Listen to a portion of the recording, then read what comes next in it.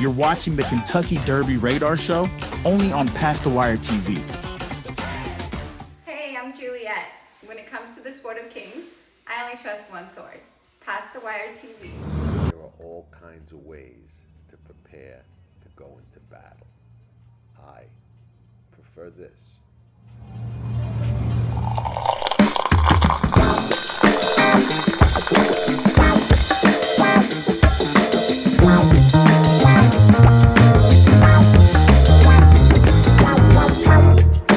Sure, bad coffee.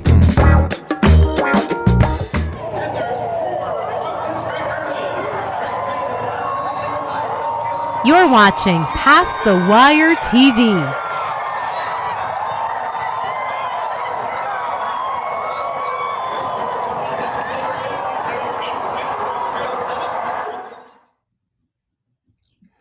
Ciao tutti.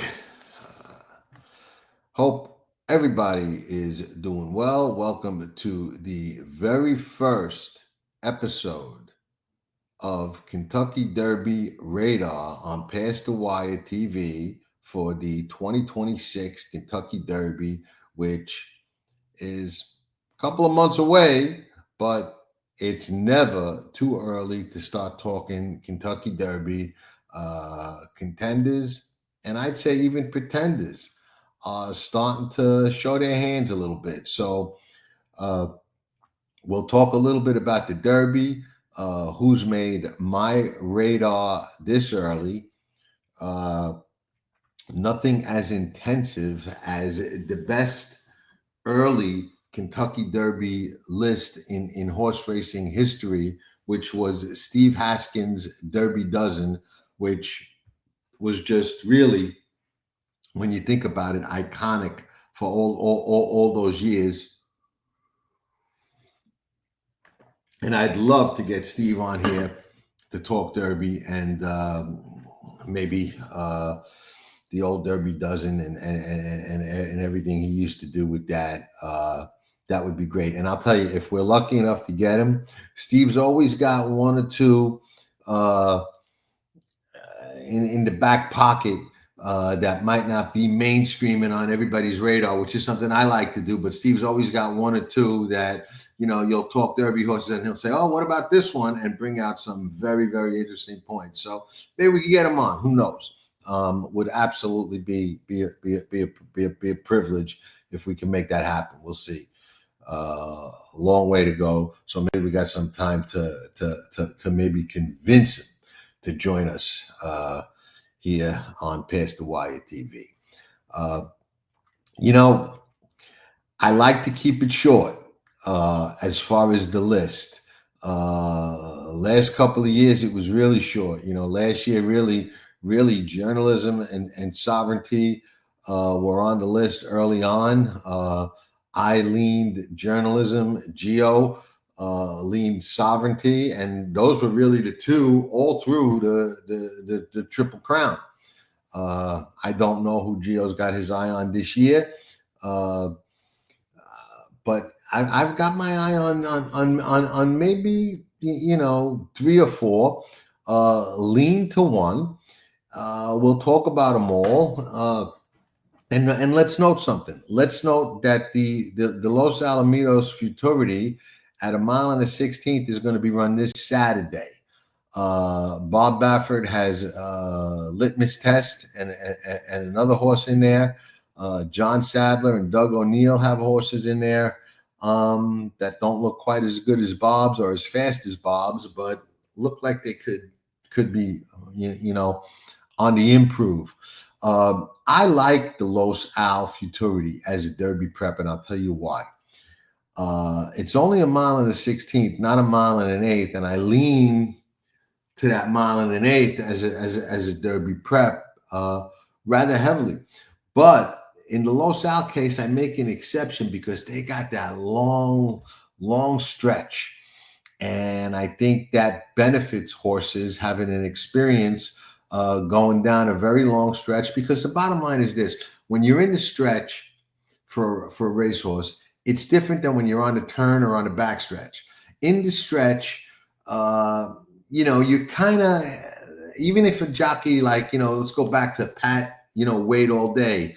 Pat Day, even he, when you're in the stretch, a horse is running there. All the adrenaline, the competitive juices are flowing down the stretch. So when you get that long stretch, I think horses, in my opinion, take a lot out of that. So I like the Los Al Futurity as a Kentucky Derby prep, even though it's probably never produced a Kentucky Derby winner, and journalism was probably its best chance. Maybe it has. I don't know.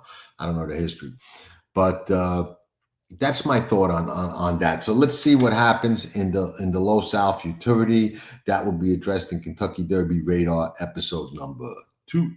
This is episode number 1. Now, the horse that's number 1 on my list right now reminds me an awful lot of Sierra Leone. Has since the very first time I saw him. His debut race, which was his maiden breaker race by DQ, and I'm talking about Paladin. He run a 5 3/4 or something like that on Thoroughgraph, which is very, very, very fast first time out. Was bothered a little bit, got put up, comes back and runs in the Remsen. Now the Remsen is kind of a forgotten race, but I like it a lot.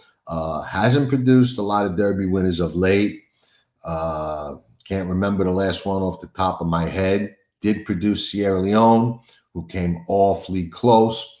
But I like it as a prep because it's that, 1.125 miles to close out the 2-year-old season. So they already get that 1.125 miles, one full run around the Big A, at least for now, the Big A. Soon it'll be, the Big B. But I think that it's a perfectly timed race for those 2-year-olds to set them up good for the Kentucky Derby.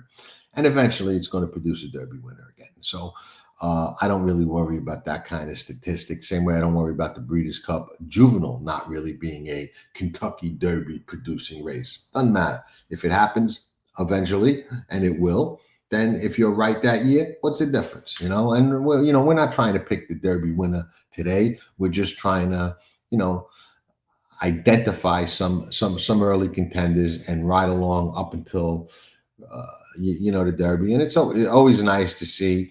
Last 2 years, Sierra Leone was, the first one that I was on early. He made it to the big dance. Journalism, he made it to the big dance.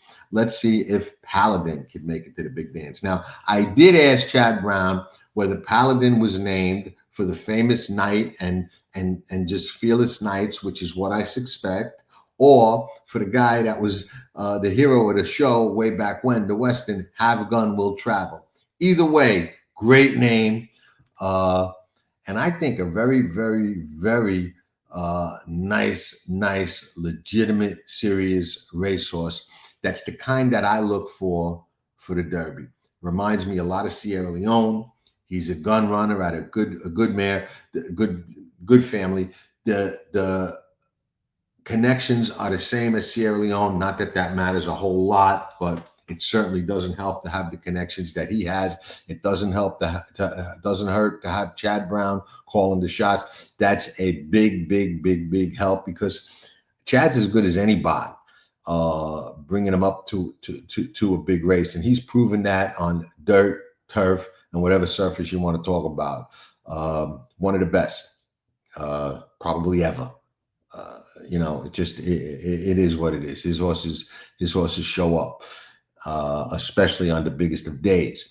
So this is a big, strong colt that's learning what it's all about. And I think he may even be, you could call me crazy because we know that I am a little bit, but the thing about him is I think he could be better than Sierra Leone and at this point more focused than Sierra Leone. And the reason I say that is, although he had some trouble and had to win his maiden by DQ, Chad brought him back into Remsen, and bringing him back into Remsen, we found out that he can close the deal. He had to dig in down the lane to get up. He did that. We like to see that fight. We like to see that heart. We like to see, you know, a horse that knows how to and wants to close the deal. And for me, right now, this Gun Runner colt checks every box for the early Derby favorite, in my opinion. Now, you could talk about Further Ado and Ned Toffee and, you know, a lot of other horses. And we'll get to all of them at some point. But, you know, right now, number one on my list is Paladin, because I'm not thinking about who's the best right now, who's the best at a mile and a 16th or a mile and an eighth. I'm trying to look at who's going to be best in May at a mile and a quarter. And that's different than who's best today at a mile and a 16th or a mile and an eighth. There's just no way around that. I actually, between Further Ado and Ned Toffee, I lean a little bit to Further Ado at this point, but neither one of them screams mile and a quarter horse to me. Not yet. They look like really, really, you know, good, talented horses, and certainly would qualify as the heads of the class right now. But again, the Derby's not right now, and you know, a mile and a quarter is a different animal for the 3-year-olds in May. Now, it makes sense that you know, Renegade, who runs second in the Remsen, gets a serious mention, in my opinion. This is a horse that also looks like he's the type that can develop into a Derby horse and a mile and a quarter type horse on the first Saturday in May. The problem is it just looks like if him and Paladin develop along the same lines, that Paladin is, in my opinion, a little better. So Paladin is absolutely number one. And that's the horse that I'm going to be, you know, watching to see, you know, if they develop the way that I think that they, you know, that he probably can and will. Renegade as well. Now, there's a horse that's kind of fallen off the radar because he didn't run in the Breeders' Cup Juvenile and he didn't run in the Remsen. He ran into Champagne, but you gotta look at what that Napoleon Solo did into Champagne. Pedigree-wise, connection-wise, and every other wise, I've got my reservations about him being the horse on the first Saturday in May. But of all the performances we've seen, and agree, he didn't have to fight. He just kind of trounced the field. But of all the performances that we've seen, and we've seen some nice ones with Further Ado, with Ned Toffee, that race he run into Champagne was a heck of an eye catcher. I mean, there's no two ways about it. I'm very curious to see how he goes forward as a 3-year-old. I will say this, for you know, his connections and you know, I think you know, trainer trained mind your biscuits and did great with him.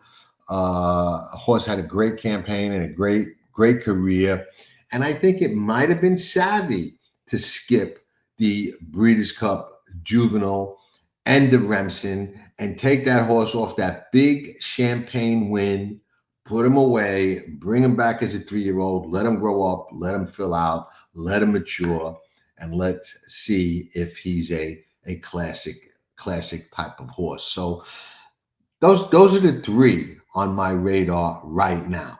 Now, if you're talking Kentucky Derby this early,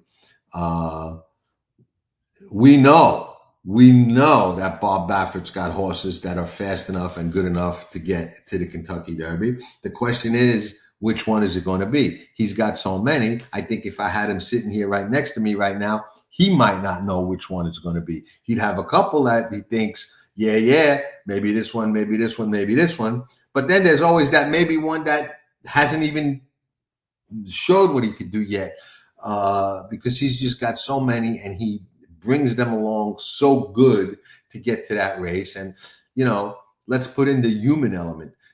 As everybody in this game wants to win the Kentucky Derby. Okay, every rider, every trainer, every owner, every bettor, every groom, every hot walker, everybody wants to win the Derby. Okay, we get it. Most exciting 2 minutes in sports. We get it. Now, let me ask you this, though. Everybody wants to win it. Look at the set of circumstances surrounding Bob Baffert. He's won more than as many as anybody. All right. They took the record away from him, but he won as many as anybody. And he probably wants to win it more than anybody because he had to serve that suspension over betamethasone, which ironically is now a legal medication, although they say although it was illegal when Medina Spirit ran with it. Now it's okay. Then it wasn't, but that's a little ironic. But be that he needed here or there. Who do you think wants to win more than him? So he's got the ammunition. He's got the bullets in the gun. He's going to fire one or two of them. And it'll be interesting to see which one emerges. Now, the horse that runs, at Los Al on Saturday in the Futurity Litmus Test, he's danced a lot of dances. He reminds me of an old Bob Baffert horse, and not physically, but kind of his way of getting there. Litmus Test reminds me, believe it or not, of Real Quiet. Real Quiet was a horse that danced a lot of dances when he got to the Derby. And Litmus Test has already danced a lot of dances. Now, in today's times, they run much less than they did when Real Quiet was out there. So he's not going to run as many times as Real Quiet did. And I don't have Real Quiet's past performances in front of me, so I don't know exactly how many times he did run. I know he did come within this close of winning the Triple Crown, but Victory Gallop spoiled that party. But Litmus Test has run a little bit more than most of the other Derby contenders and Derby list horses at this point. So it'll be interesting to see how many more times he runs. He's set to run on Saturday. I would imagine Bob will back off on him and run him maybe 2 times at 3 before the Derby, maybe even once with Bob. You never know. But he's going to have bullets to fire. There's no question about it. So we'll just have to wait and see. But right now, today, which is what? Today is December 11th. Many Saturdays away from the Derby. The horse that just jumped out to me was Paladin. So interestingly enough, 3 years in a row, and this doesn't always happen, 3 years in a row, a horse jumped out to me early and checked the boxes of what I look for. And I think there's a show way back that I did. If you look under the handicapping section or Kentucky Derby section of Past the Wire TV, you'll find, what do I look for in a Kentucky Derby horse? And it's not what everybody else looks for. So I'm not going to repeat all of that because it's on that other video. You can just click on that and watch that. But Paladin checks every box on my list, every single one. Sierra Leone did and journalism did. Neither one won. Maybe, third time is the charm with Paladin. We'll see. We'll see if he gets there, and we'll see if he gets there if he can win it. So with that, we will keep this show limited to just the Kentucky Derby radar. So I'll spare you any additional chatter. And ciao for now. Lot to cover, a lot out there, a lot coming at you this weekend from Past the Wire TV, and a lot of articles I've been writing on Past the Wire. So I kind of got back into writing a little bit. So you may want to check some of them out as well, especially if you're interested in the CAW issue and everything that's going on with that. So we will be in touch soon. Thank you everybody for watching. If you enjoy the shows, hit the like button, subscribe to the channel. It helps. We appreciate you all. And we'll see you later. Ciao, ciao.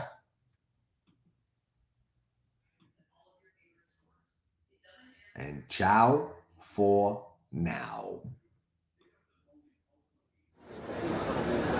Are they talking about us? Shh. Wait. Are they talking about us? I think I heard Past the Wire.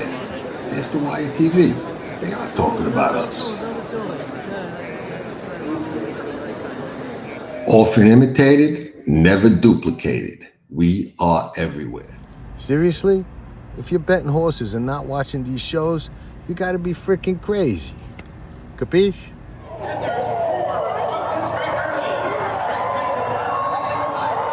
You're watching Past the Wire TV.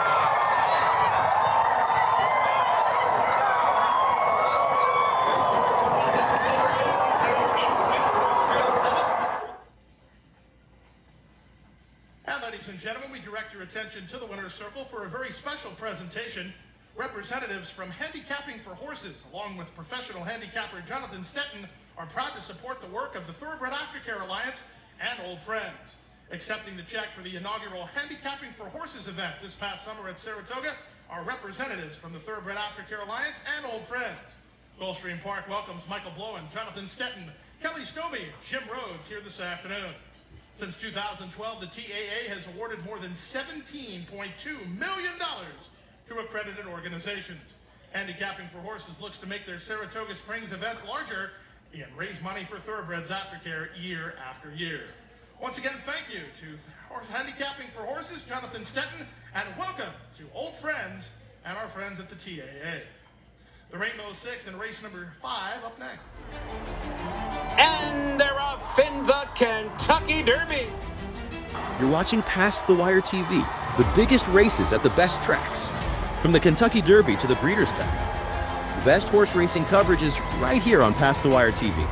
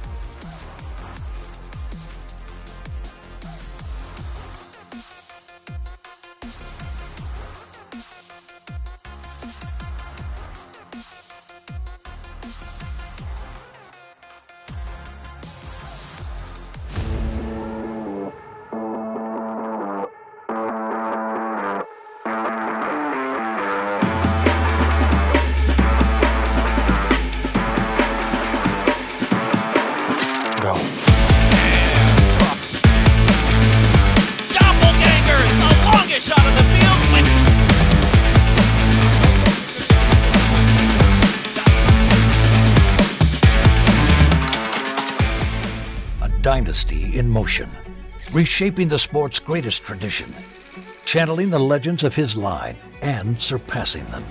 4 of the last 6 Derby winners carry his genes. A Golden Son, a Horse of the Year. Another chapter written beneath those iconic spires. Derby dreams fulfilled for the titans of our industry.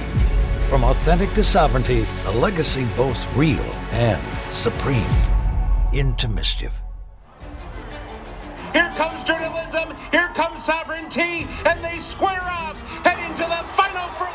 Sovereignty wins the Derby! You're watching Past the Wire TV. Hit that like button and subscribe to Past the Wire TV. Nobody does it better.